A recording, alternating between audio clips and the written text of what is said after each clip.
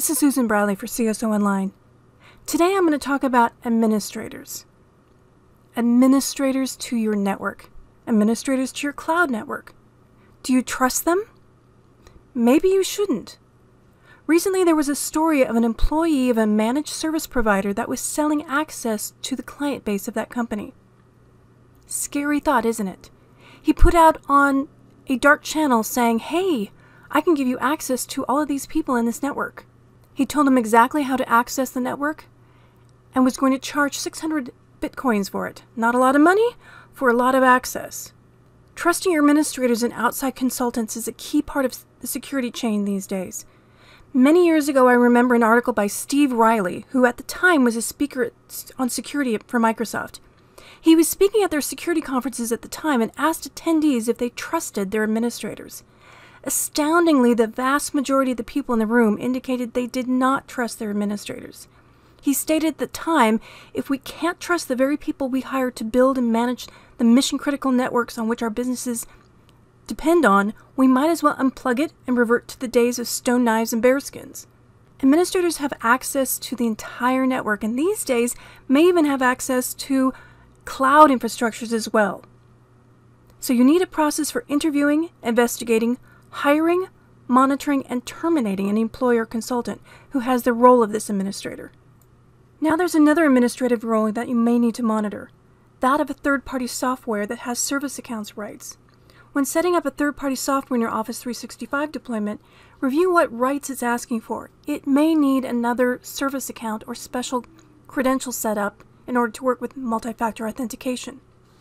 You may have to use conditional access to set up a MFA bypass in order to use service accounts.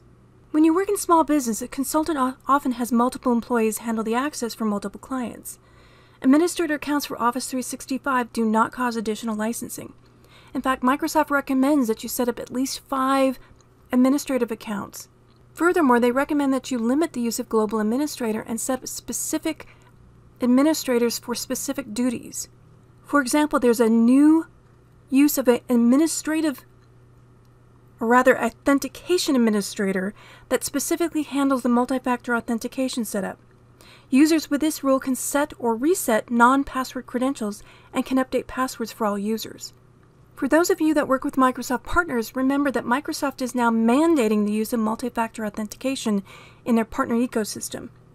Furthermore, Microsoft is changing the security defaults to mandate multi-factor for the following roles: Global Administrator, SharePoint Administrator, Exchange Administrator, Conditional Access Administrator, Security Administrator, Help Desk Administrator or Password Administrator, Billing Administrator, User Administrator, and the brand new Authentication Administrator.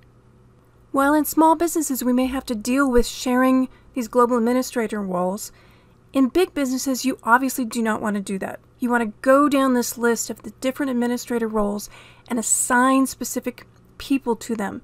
Decide who is going to have the specific rights. Not everyone should have these rights.